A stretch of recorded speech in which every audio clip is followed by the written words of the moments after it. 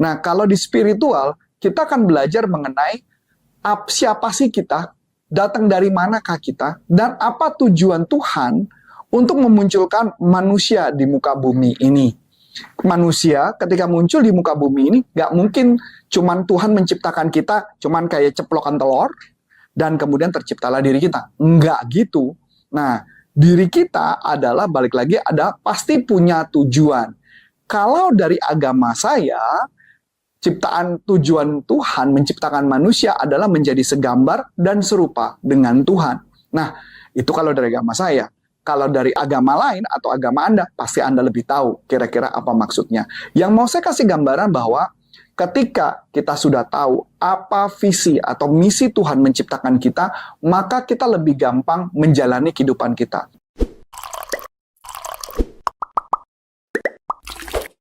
Jumpa lagi bersama saya dengan Coach Antonius Arif dari NLP Leadership Indonesia.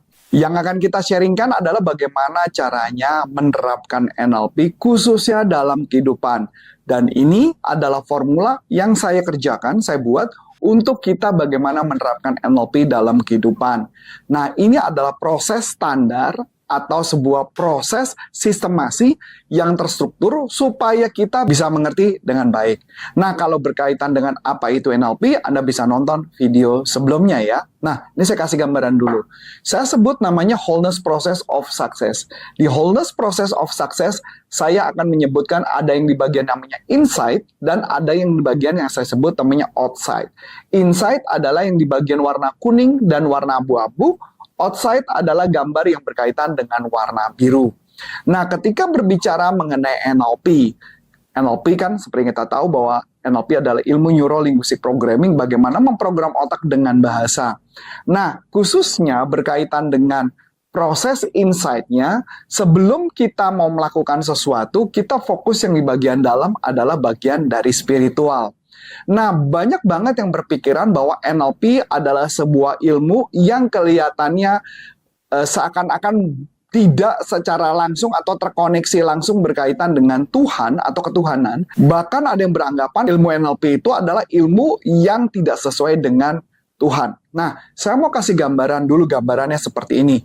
Konsep kenapa dulu ada banyak pemikiran bahwa NLP sepertinya kelihatannya kontra dengan konsep spiritual atau spiritual artinya Tuhan atau agama atau religion, itu karena berkaitan dengan banyak orang-orang di dalamnya ketika mempelajari semua teknologi pikiran yang menggunakan kemampuan sendiri tetapi tidak mengandalkan yang namanya Tuhan. Seakan-akan dirinya bisa melakukan apapun tanpa adanya Tuhan. Nah, sedangkan saya mau mengajak Anda khususnya untuk mempelajari NLP yang selaras atau yang bersinergi langsung berjalan bersamaan dengan apa yang kita pelajari dari agama. Nah, saya mau menekankan beberapa hal yang menarik, teman-teman. Yang pertama adalah berkaitan dengan spiritual. Nah, kalau di spiritual, kita akan belajar mengenai siapa sih kita, datang dari manakah kita, dan apa tujuan Tuhan untuk memunculkan manusia di muka bumi ini. Manusia ketika muncul di muka bumi ini, gak mungkin cuman Tuhan menciptakan kita, cuman kayak ceplokan telur, dan kemudian terciptalah diri kita. Enggak gitu. Nah, diri kita adalah, balik lagi, ada pasti punya tujuan. Kalau dari agama saya, ciptaan tujuan Tuhan menciptakan manusia adalah menjadi segambar dan serupa dengan Tuhan. Nah, itu kalau dari agama saya. Kalau dari agama lain atau agama Anda, pasti Anda lebih tahu kira-kira apa maksudnya. Yang mau saya kasih gambaran bahwa ketika kita sudah tahu apa visi atau misi Tuhan menciptakan kita, maka kita lebih gampang menjalani kehidupan kita. Karena saya percaya bahwa Tuhan ketika kita muncul lahir di muka bumi ini, Tuhan telah menaruh sesuatu di hati kita. Yaitu adalah tujuan atau goal yang ingin dilaksanakan, goalnya apa. Nah, ketika kita tahu apa tujuannya, apa goalnya, maka yang berikutnya ada bicara mengenai tujuan. Balik lagi ya. Kita pertama adalah tujuannya adalah menjadi segambar dan serupa kalau menurut agama saya. Kemudian apa tujuan kita untuk supaya tujuan Tuhan tadi terwujud? Nah, kalau saya bergerak di bidang penjualan dan bergerak di bidang self-development adalah bagaimana mendevelop orang, khususnya pemikiran, biar mempunyai mindset positif ketika menghadapi problem-problem atau tantangan yang dihadapi. Khususnya di bidang bisnis. Kenapa di bisnis? Karena memang saya bergerak di bidang berkaitan dengan penjualan dan bergerak di bidang bagian kepemimpinan. Nah, inilah tujuan hidup saya. Nah, kalau oleh Anda, setiap orang pasti punya tujuan berbeda-beda. Misalkan ada orang yang tujuannya adalah spiritualnya, misalkan agamanya kebetulan sama dengan saya, kemudian tujuan hidupnya dia adalah misalkan menjadi agen asuransi. Atau misalkan menjadi agen multi-level marketing atau apapun. Nah, kira-kira apa tujuannya itu? Apa yang Tuhan taruh dalam diri kita? Nah, saat itulah itu yang kita kembangkan. Nah, setelah kita tahu apa yang mau kita kembangkan, maka yang berikutnya adalah kita kembangkan berkaitan dengan tindakan-tindakan apa yang harus Anda jalani. Saya memberi gambaran tindakan apa yang harus kita lakukan. Yang pertama saya sebut namanya love. Love adalah pilar yang akan kita pegang, karena love atau kasih itu adalah pilar bagaimana kita berlaku baik kepada orang lain. Teknik-teknik apa saja sih dalam NLP yang bisa kita kembangkan? Di dalam love atau kasih bisa saja adalah teknik bagaimana menjalin hubungan yang baik kepada orang lain, bagaimana teknik mempersuasi orang lain, dan masih banyak macam teknik-teknik lainnya, khususnya berkaitan bukan hanya love kepada orang lain, tapi love juga berkaitan dengan diri sendiri. Bagaimana kita bisa mengatasi problem atau permasalahan dari diri kita. Yang kedua adalah bagaimana kita bisa fleksibel. Karena kebanyakan dari kita, ketika kita punya goal, kita punya tujuan, dan ketika kita ngejar dan gagal, kadang-kadang beberapa orang akan lebih memilih untuk tidak melakukan apapun atau tidak fight. Ini yang menyebabkan kenapa akhirnya Anda tidak pernah mencapai tujuan. Sedangkan kita balik lagi, apakah itu maunya Tuhan? Kalau kita gagal dan kemudian kita stop, pasti tentu tidak.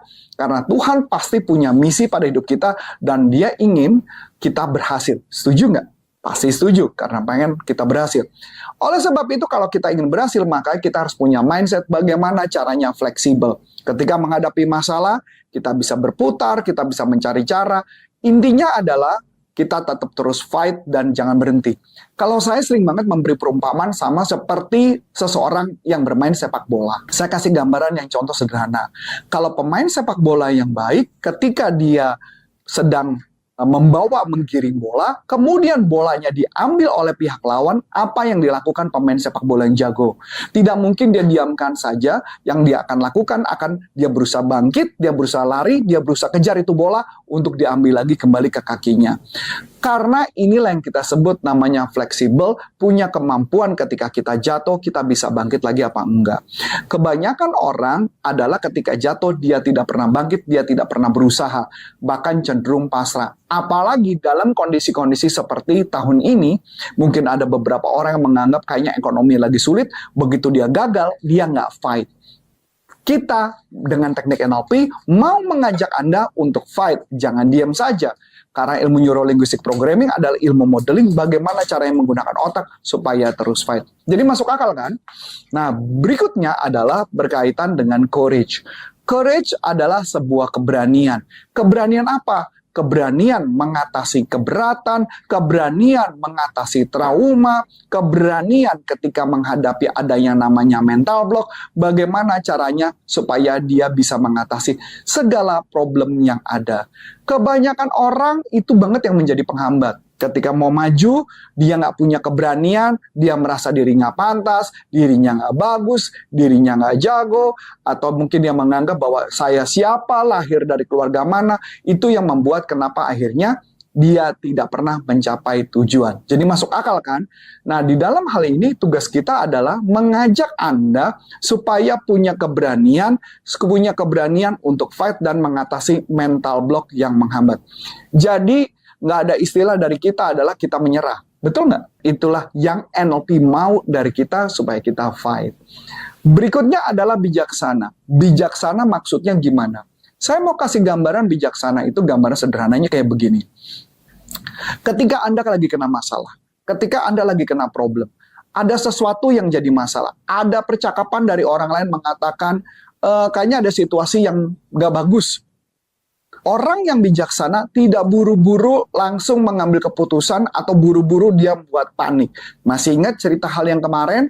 Video sebelumnya, khusus yang berkaitan dengan stres.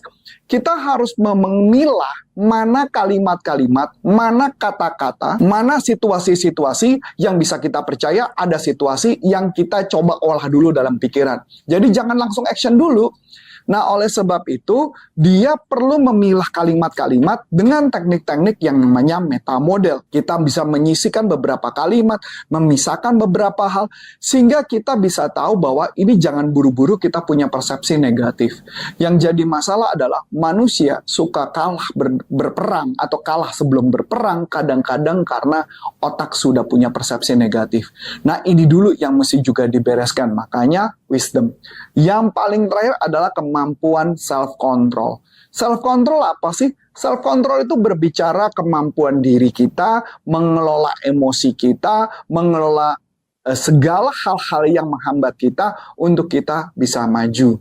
Kebanyakan orang merasa bahwa, aduh saya karakternya kayak gini, karakter saya orang emosian, karakternya saya adalah pencemburu atau apapun yang membuat dia tidak mau coba fight. Nah, di sini saya mau mengajak kepada teman-teman bagaimana caranya kita bisa mengontrol ini.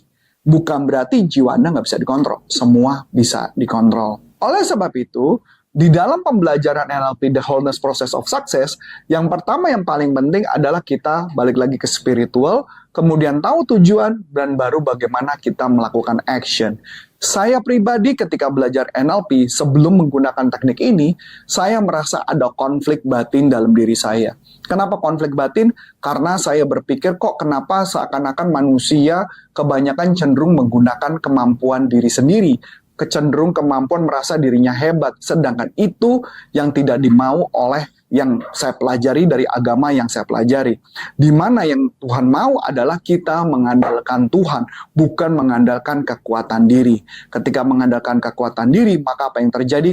Kita menjadi sombong, kita menjadi jumawa, akhirnya kita menjadi problem, dan kita tidak berhasil.